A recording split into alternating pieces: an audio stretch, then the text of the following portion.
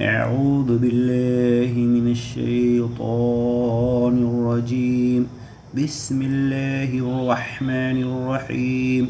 والمحصنات من النساء إلا ما ملكت أيمانكم كتاب الله عليكم وأحل لكم ما وراء ذلكم أن تبتغوا بأموالكم محسنين غير مسافحين، فما استمتعتم به منهن فآتوهن أجورهن فريضة، ولا جناح عليكم فيما تراضيتم به من بعد الفريضة، إن الله كان عليما حكيما. ومن لم يستطع منكم طولا أن ينكح المحصنات المؤمنات فمما ملكت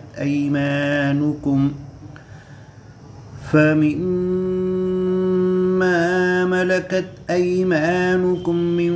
فتياتكم المؤمنات، والله أعلم بإيمانكم بعضكم من بعض، فأنكحوهن بإذن أهلهن وآتوهن أجورهن بالمعروف محصنات غير مسافحات ولا متخذات أخدان، فأنكحوهن بإذن أهلهن وآتوهن أجورهن بالمعروف محصنات غير مسافحات ولا متخذات أخدان، فإذا أحصن فإن أتين بفاحشة فعليهن نصف ما على المحصنات من العذاب،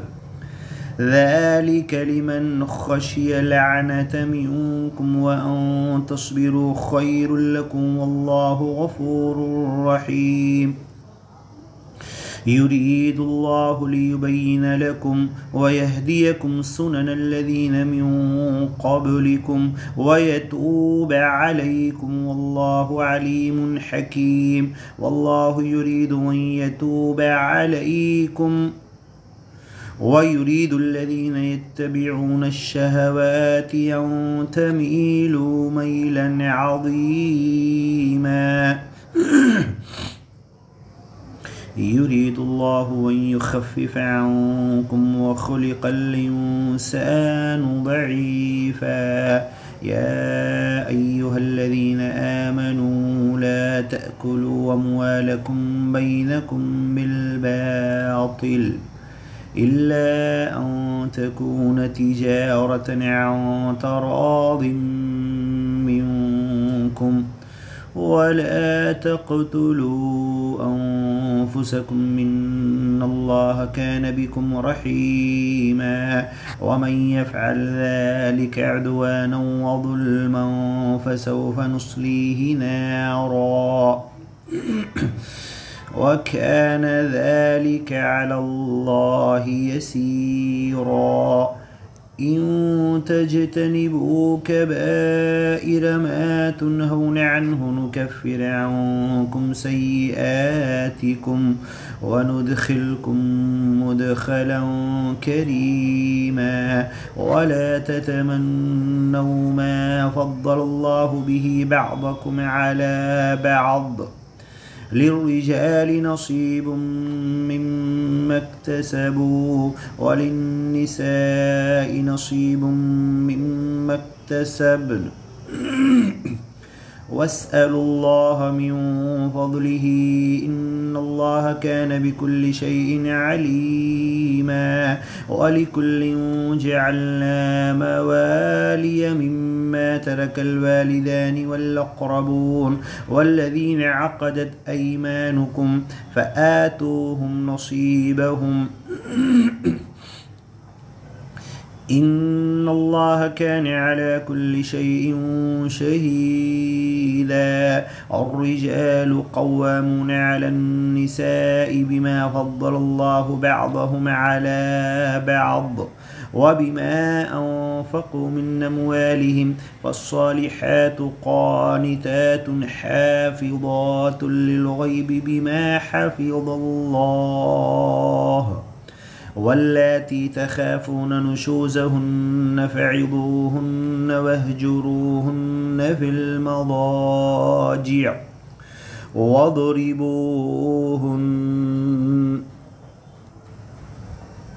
واللاتي تخافون نشوزهن فعظوهن واهجروهن في المضاجع واضربوهن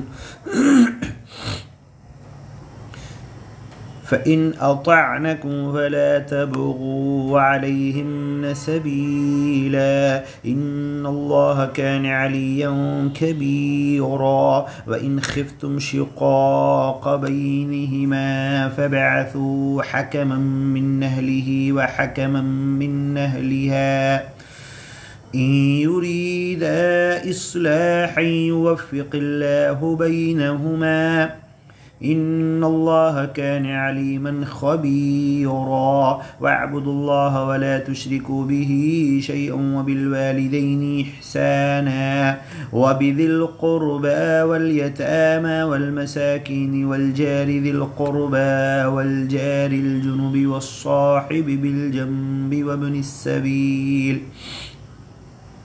وما ملكت أيمانكم إن الله لا يحب من كان مختالا فخورا الذين يبخلون ويأمرون الناس بالبخل ويكتمون ما آتاهم الله من فضله وأعتدنا للكافرين عذابا مهينا والذين ينفقون أموالهم رئاء الناس ولا يؤمنون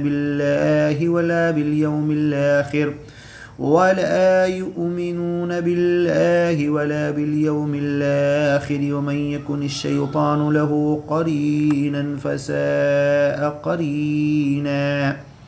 وماذا عليهم لو آمنوا بالله واليوم الآخر وأنفقوا مما رزقهم الله وكان الله بهم عليما إن الله لا يظلم مثقال ذرة وإن تك حسنة يضاعفها ويؤت من لدنه أجرا عظيما فكيف إذا جئنا من كل أمة بشهيد وجئنا بك على هؤلاء شهيدا يومئذ يود الذين كفروا وعصوا الرسول لو تسوى بهم الأرض ولا يكتمون الله حديثا يا أيها الذين آمنوا لا تقربوا الصلاة وأنتم سكارى حتى تعلموا ما تقولون ولا جنبا إلا عابري سبيل حتى تغتسلوا وإن كنتم مرضى أو على سفر أو جاء أحد منكم من الغائط أو لامستم النساء فلم تجدوا ماء فتيمموا صعيدا طيبا فامسحوا بوجوهكم وأيديكم إن الله كان عفوا غفورا ألم تر إلى الذين أوتوا نصيبا من الكتاب يشترون الضلالة ويريدون أن تضلوا السبيل والله أعلم بأعدائكم وكفى بالله وليا وكفى بالله نصيرا من الذين هادوا يحرفون الكلم عن مواضعه ويقولون سمعنا وعصينا واسمع غير مسمع وراعنا ليا بألسنتهم وطعنا في الدين ولو أنهم قالوا سمعنا وأطعنا واسمع وانظرنا لكان خيرا لهم وأقوم ولكن لعنهم الله بكفرهم فلا يؤمنون إلا قليلا. يا أيها الذين أوتوا الكتاب آمنوا بما نزلنا مصدقا لما معكم يا أيها الذين أوتوا الكتاب آمنوا بما نزلنا مصدقا لما معكم من قبل أن نطمس وجوها فنردها على أدبارها أو نلعنهم كما لعنا أصحاب السبت وكان أمر الله مفعولا. إن الله لا يغفر من يشرك به ويغفر ما دون ذلك لمن يشاء ومن يشرك بالله فقد افترى إثما عظيما. ألم تر إلى الذين يزكون أنفسهم بل الله يزكي من يشاء ولا يظلمون فتيلا. انظر كيف يفترون على الله الكذب وكفى به إثما مبينا. ألم تر إلى الذين أوتوا نصيبا من الكتاب يؤمنون بالجبت والطاغوت ويقولون للذين كفروا هؤلاء يهدى من الذين آمنوا سبيلا. أولئك الذين لعنهم الله ومن يلعن الله فلن تجد له نصيرا. أم لهم نصيب من الملك فإذا لا يؤتون الناس نقيرا. أم يحسدون الناس على ما آتاهم الله من فضله فقد آتينا آل إبراهيم الكتاب والحكمة وآتيناهم ملكا عظيما فمنهم من آمن به ومنهم من صد عنه وكفى بجهنم سعيرا. إن الذين كفروا بآياتنا سوف نصليهم نارا كلما نضجت جلودهم بدلناهم جلودا غيرها ليذوقوا العذاب إن الله كان عزيزا حكيما. والذين آمنوا وعملوا الصالحات سندخلهم جنات تجري من تحتها الأنهار خالدين فيها أبدا لهم فيها أزواج مطهرة وندخلهم ظلا ظليلا. إن الله يأمركم أن تودوا الأمانات إلى أهلها وإذا حكمتم بين الناس أن تحكموا بالعدل إن الله نعم يعظكم به إن الله كان سميعا بصيرا. يا أيها الذين آمنوا أطيعوا الله وأطيعوا الرسول وأولي الأمر منكم فإن تنازعتم في شيء فردوه إلى الله والرسول إن كنتم تؤمنون بالله واليوم الآخر ذلك خير وأحسن تأويلا. ألم تر إلى الذين يزعمون أنهم آمنوا بما أنزل إليك وما أنزل من قبلك يريدون أن يتحاكموا إلى الطاغوت وقد أمروا أن يكفروا به ويريد الشيطان أن يضلهم ضلالا بعيدا. وإذا قيل لهم تعالوا إلى ما أنزل الله وإلى الرسول رأيت المنافقين يصدون عنك صدودا. فكيف إذا أصابتهم مصيبة بما قدمت أيديهم ثم جاءوك يحلفون بالله إن أردنا إلا إحسانا وتوفيقا أولئك الذين يعلم الله ما في قلوبهم فأعرض عنهم وعظهم وقل لهم في أنفسهم قولا بليغا. وما أرسلنا من رسول إلا ليطاع بإذن الله ولو أنهم إذ ظلموا أنفسهم جاءوك فاستغفروا الله واستغفر لهم الرسول لوجدوا الله توابا رحيما. فلا وربك لا يؤمنون حتى يحكموك فيما شجر بينهم ثم لا يجدوا في أنفسهم حرجا مما قضيت ويسلموا تسليما. ولو أنا كتبنا عليهم أن يقتلوا أنفسكم أو يخرجوا من دياركم ما فعلوه إلا قليل منهم ولو أنهم فعلوا ما يوعظون به لكان خيرا لهم وأشد تثبيتا وإذا لآتيناهم من لدنا أجرا عظيما ولهديناهم صراطا مستقيما. ومن يطع الله والرسول فأولئك مع الذين أنعم الله عليهم من النبيين والصديقين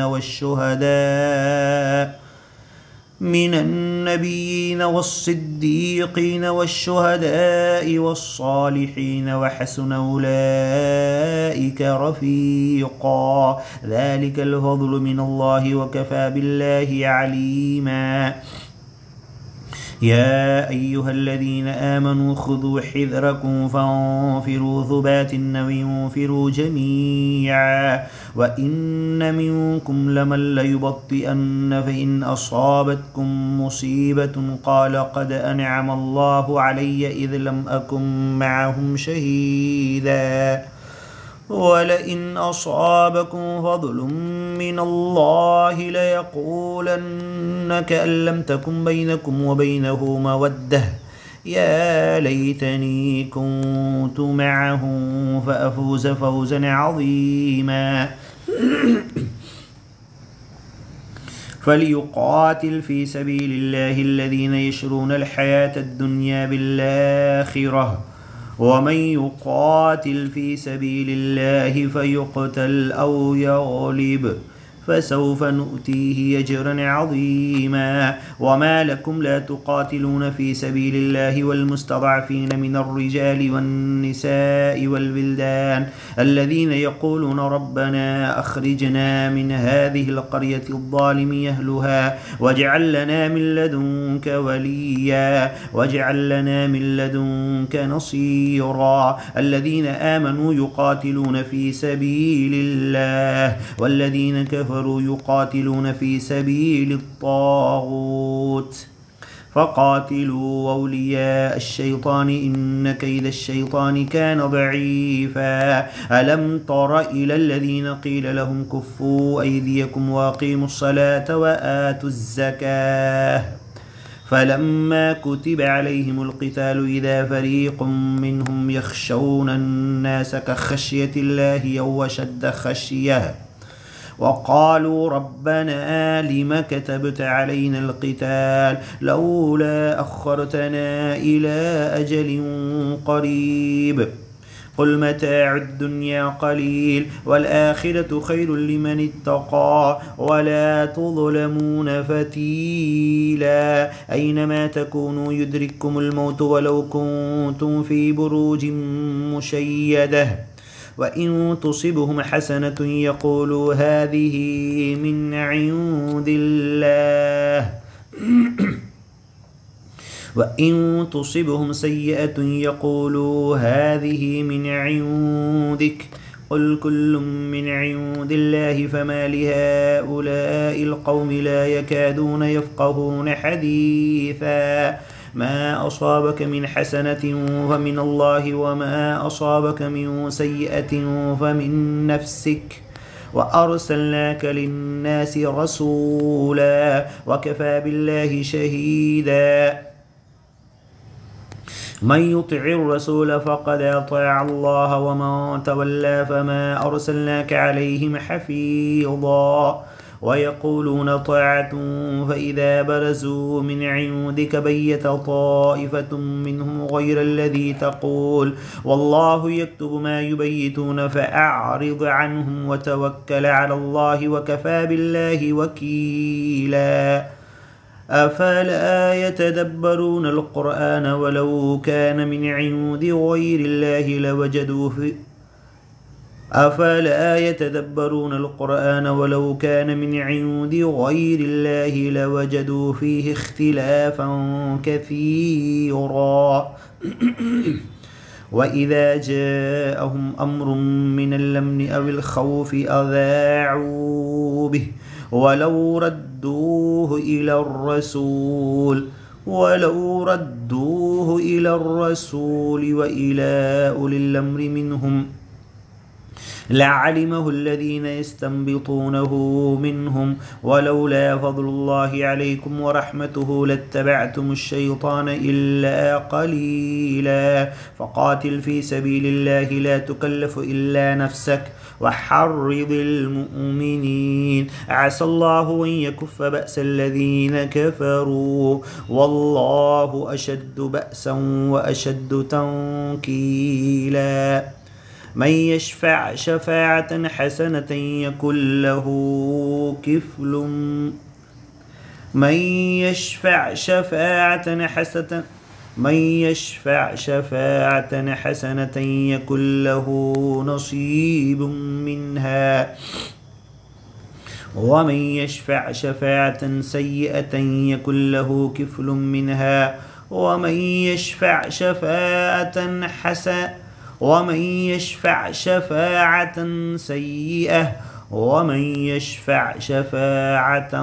سيئة يكن له كفل منها من يشفع شفاعة حسنة يكن له نصيب منها ومن يشفع شفاعة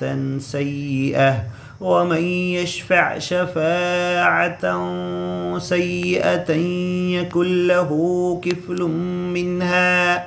وكان الله على كل شيء مقيتا وإذا حييتم بتحية فحيوا بأحسن منها أو ردوها إن الله كان على كل شيء حسيبا الله لا إله إلا هو ليجمعنكم إلى يوم القيامة لا ريب فيه ومن أصدق من الله حديثا فما لكم في المنافقين فئتين والله أركسهم بما كسبوا أتريدون أن تهدوا من أضل الله ومن يضلل الله فلن تجد له سبيلا الله لا إله إلا هو لا يجمعنكم إلى يوم القيامة لا ريب فيه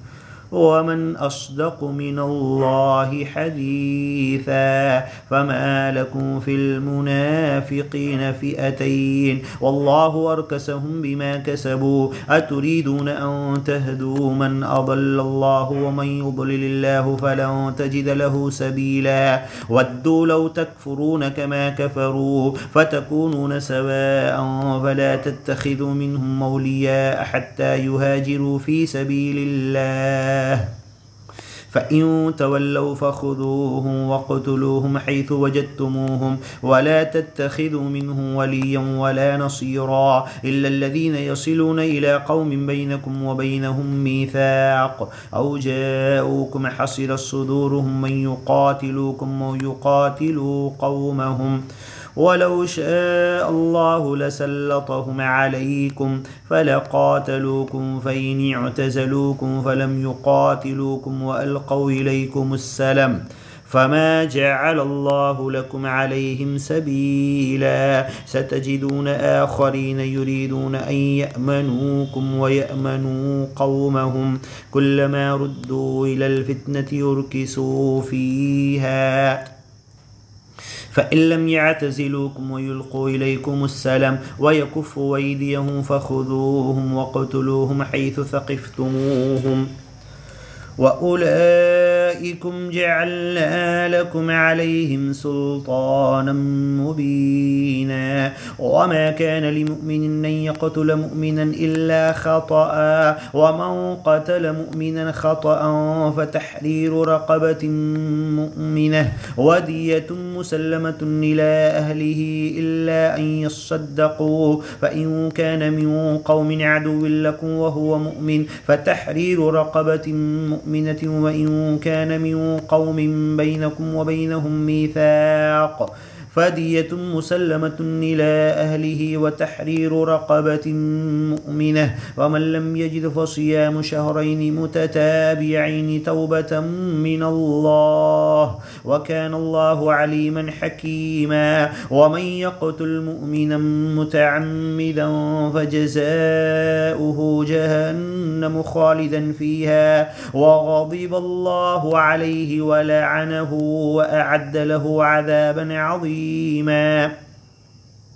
يا أيها الذين آمنوا إذا ضربتم في سبيل الله فتبينوا ولا تقولوا لمن ألقى إليكم السلام لست مؤمنا تبتغون عرض الحياة الدنيا فعند الله مغانم كثيرة كذلك كنتم من قبل فمن الله عليكم فتبينوا إن الله كان بما تعملون خبيرا لا يستوي القاعدون من المؤمنين غير أولي الضرر والمجاهدون في سبيل الله بأموالهم وأنفسهم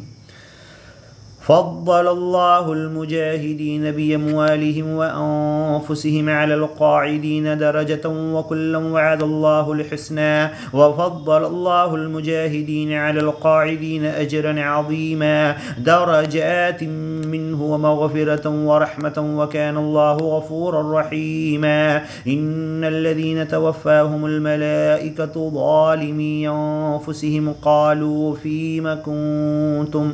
قالوا كنا مستضعفين في الأرض قالوا ولم تكن أرض الله واسعة فتهاجروا فيها فأولئك مأواهم جهنم وساءت مصيرا إلا المستضعفين من الرجال والنساء والولدان لا يستطيعون حيلة ولا يهتدون سبيلا فأولئك عسى الله أن يعفو عنهم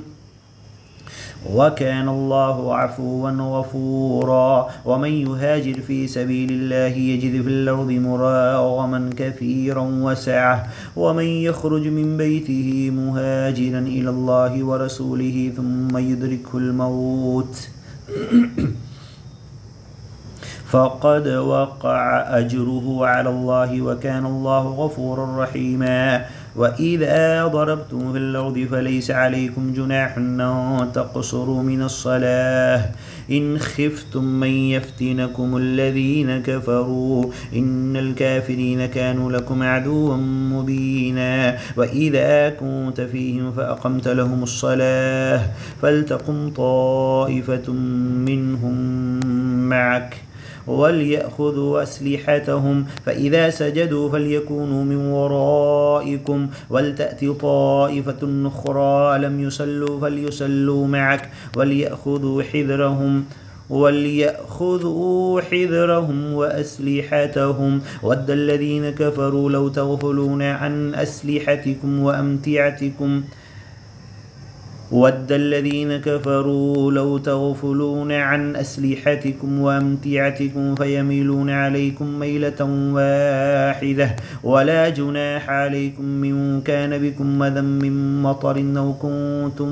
مرضى أن تضعوا أسلحتكم وخذوا حذركم إن الله أعد للكافرين عذابا مهينا فإذا قضيتم الصلاة فاذكروا الله قياما وقعودا وعلى جنوبكم فإذا قضيتم الصلاة فاذكروا الله قياما وقعودا وعلى جنوبكم فإذا اطمأننتم فأقيموا الصلاة إن الصلاة كانت على المؤمنين كتابا موقوتا ولا تهنوا في ابتغاء القوم إن تكونوا تألمون فإنهم يألمون كما تألمون وترجون من الله ما لا يرجون وكان الله عليما حكيما إنا أنزلنا إليك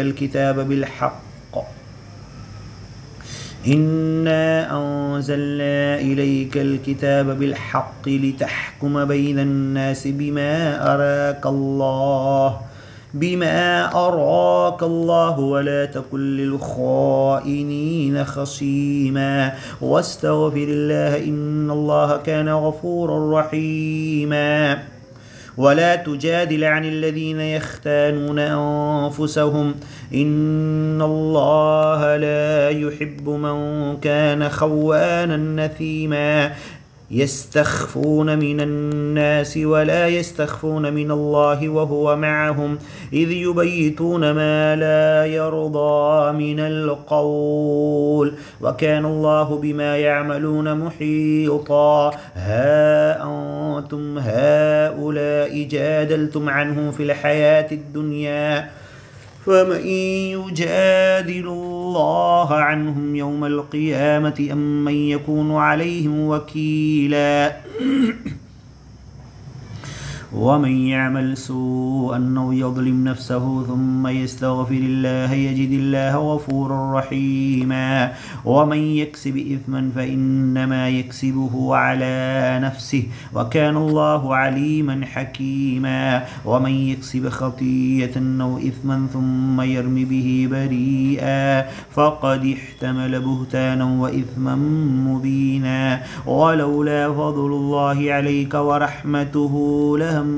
طائفة منهم من يضلوك وما يضلون إلا أنفسهم وما يضرونك من شيء وأنزل الله عليك الكتاب والحكمة وعلمك ما لم تكن تعلم وكان فضل الله عليك عظيما لا خير في كثير من نجواهم إلا من أمر بصدقة أو معروف أو إصلاح بين الناس ومن يفعل ذلك ابتغاء مرضات الله فسوف نؤتيه أجرا عظيما ومن يشاقق الرسول من بعد ما تبين له الهدى ويتبع غير سبيل المؤمنين نوله ما تولى ونصله جهنم وساءت مصيرا إن الله لا يغفر أن يشرك به ويغفر ما دون ذلك لمن يشاء ومن يشرك بالله فقد ضل ضلالا بعيدا إن يدعون من دونه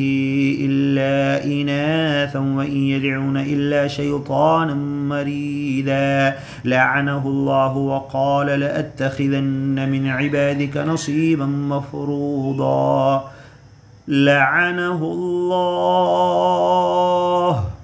وقال لأتخذن من عبادك نصيبا مفروضا ولأذلنهم ولأمنينهم ولآمرنهم فليبتكن آذان الأنعام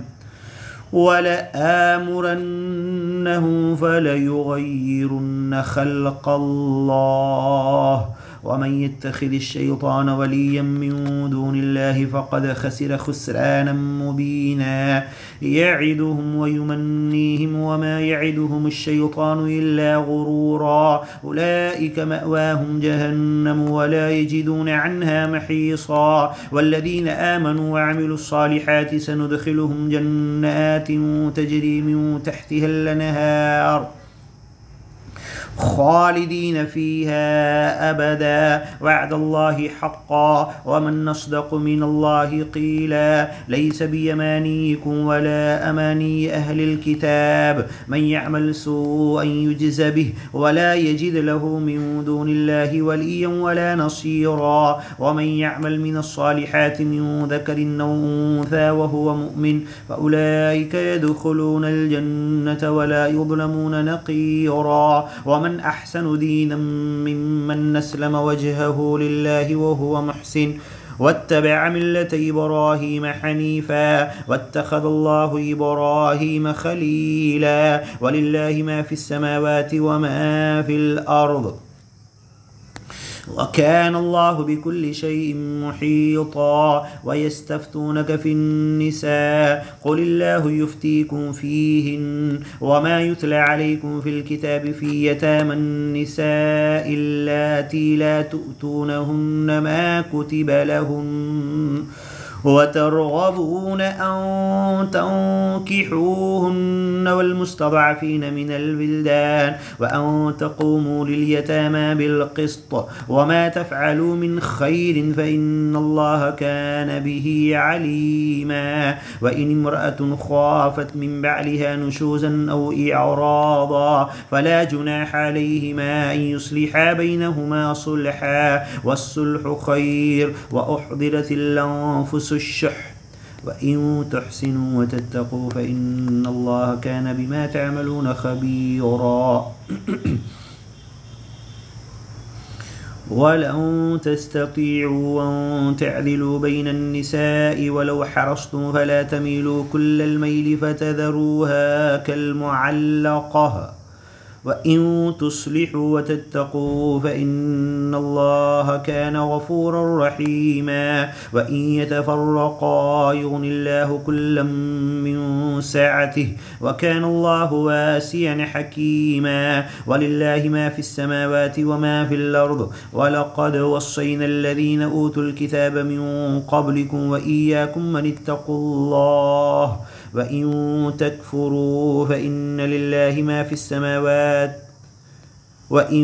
تكفروا فإن لله ما في السماوات وما في الأرض وكان الله غنيا حميدا ولله ما في السماوات وما في الأرض وكفى بالله وكيلا إن يشأ يذهبكم أيها الناس ويأتي بآخرين وكان الله على ذلك قديرا من كان يريد ثواب الدنيا فعند الله ثواب الدنيا والآخرة وكان الله سميعا بصيرا يا أيها الذين آمنوا كونوا قوامين بالقسط شهداء لله ولو على أنفسكم وبالوالدين والأقربين إن يكن غنيا أو فقيرا فالله أولى بهما فلا تتبعوا الهوى أن تعدلوا وإن تلهوا أو تعرضوا فإن الله كان بما تعملون خبيرا يا أيها الذين آمنوا بالله ورسوله والكتاب الذي نزل على رسوله والكتاب الذي أنزل من قبل ومن يكفر بالله وملائكته وكتبه ورسله واليوم الآخر فقد ضل ضلالا بعيدا إن الذين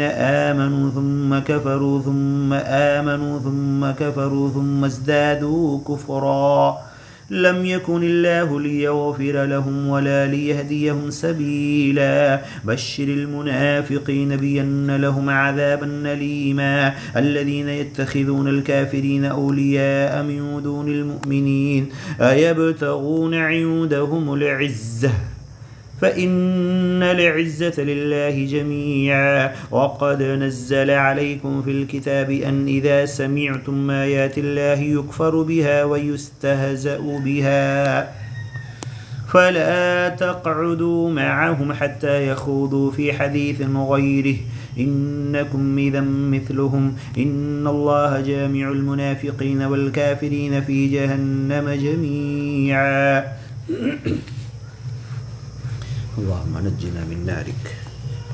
ومن جهنمك.